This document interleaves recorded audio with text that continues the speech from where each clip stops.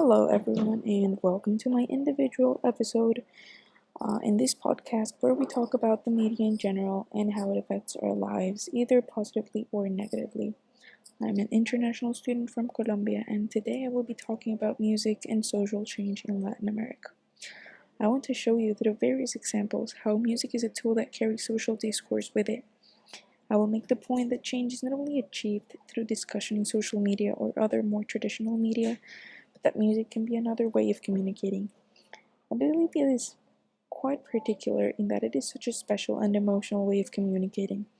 The way that music can show pain and sorrow in such an impactful way is one of the many reasons why it can be such a relevant and even necessary tool when it comes to enacting social change, even though it is most of the time overlooked by everyone.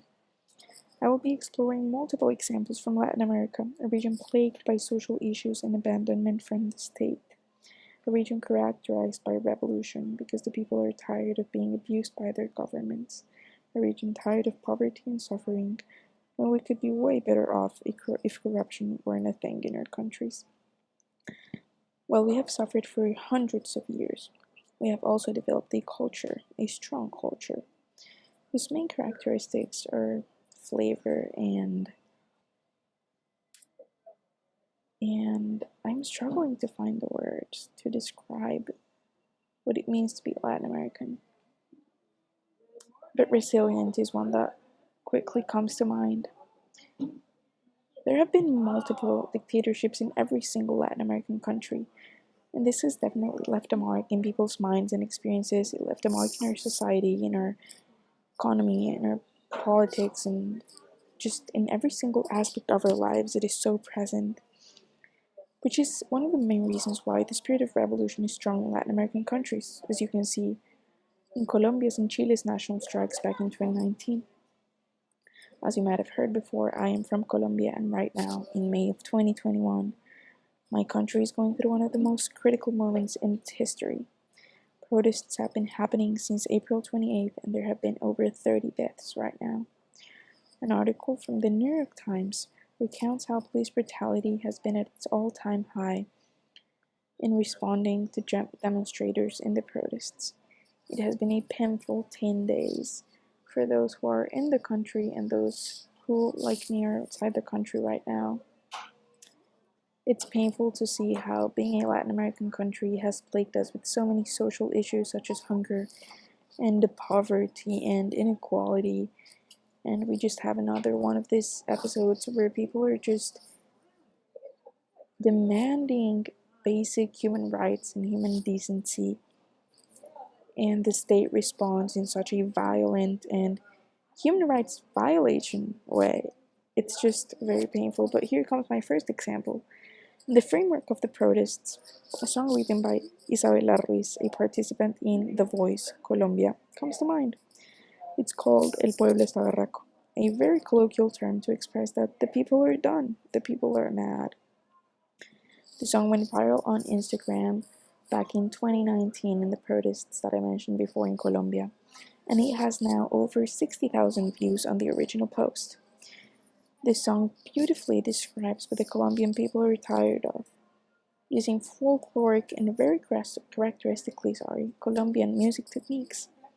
These and many other songs became symbols of the protests, and they were sung in the streets to show that music is also a way of revolution, which is what I'm trying to show throughout this entire podcast episode. And you're going to see that in moments like this one, music has the ability to portray emotions in a delicate but quite powerful way, and that is exactly what Isabela Ruiz did. If you want to check her song out, you can check out her Instagram. It is an extremely powerful song, and it just makes you feel,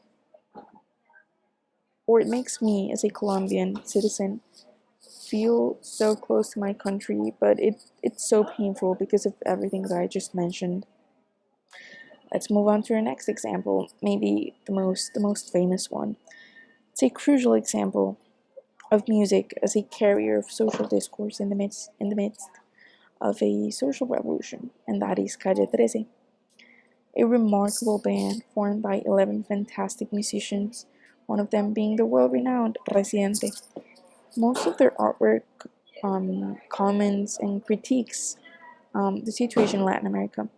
It was permeated by critics towards the political regimes in the region and how they handled, or most of the time didn't handle, social issues such as poverty, violence, hunger, femicides, inequality, and many other issues that, as I mentioned before, just plague our region.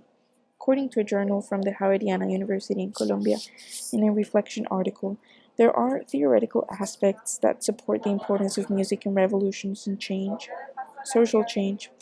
In this article, we learned that Adorno, 2009, and Ormigos, 2008, some researchers, they argued that music is a study field closely tied to society. They argued that music arises from the need of an individual to share and comment on their own experiences, which leads us to our next point. The reason why music is so relevant and pertinent in times of revolution is closely tied to the concept of identity. In the same article, we learned from Londoño 2009 that music is tied to our daily lives, which is essentially, if you think of it, what makes up our identities. Music and the way artists and listeners alike use it to share and understand their experiences are a strong pillar to revolution, especially in Latin America. With all the artists that I have and will mention in this episode, you will be able to see how their experiences show and how their experiences seem to be shaped through and by their music. This next song is probably the closest one to my heart. It supports the feminist movement in Latin America. Our countries are strongly characterized by femicides, which is an unfortunate characteristic to have, especially when we have so much culture and so many beautiful things to show to the world. But this song was released only a year ago by Latin artists Vivir Quintana and Mon Laferte, a Mexican and Chilean artist. This song, when you listen to it, it paralyzes the listener with each single sentence that they sing. It is a hymn to those women who are gone because of femicides and to those who fight for them, who stayed here on this earth to fight for them. I promise you, this song will send shivers down your spine, especially when they start singing the names of so many women that have been killed because of gender inequality. This song has attached itself to the feminist movement in the region, as demonstrated by the artist Mon Laferte's performance on March 7th, 2020, on International Women's Day. And an article from El Espectador, a renowned newspaper in Colombia, shows us how this song became an anthem for millions of women across Latin America and even across the world.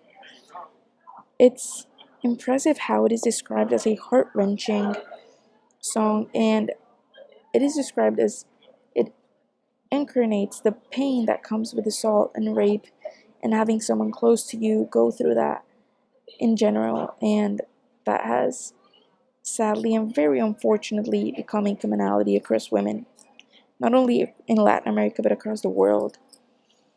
Well, in conclusion, I would say that I've been able to show today that music has become a much needed company in protests in social, political, and economic change or discourse. It can be a crucial tool and powerful element in social change. As I mentioned above, it ties back directly to our identities, which are directly made up by our experiences. Latin American people have never stopped expressing themselves, and they have always used music as a weapon to fight back against oppression and corruption. And I promise you, we will continue to do so. I really hope you enjoyed this podcast, and I do hope that you give yourself the time to listen to these songs and maybe look up their translations. They're very powerful, they have a strong sentiment, they're all very close to my heart. Thank you so much for your attention. I hope you learned something today. And I just want to say that you should never take music for granted. You should never take its power for granted. It is revolutionary. Thank you so much.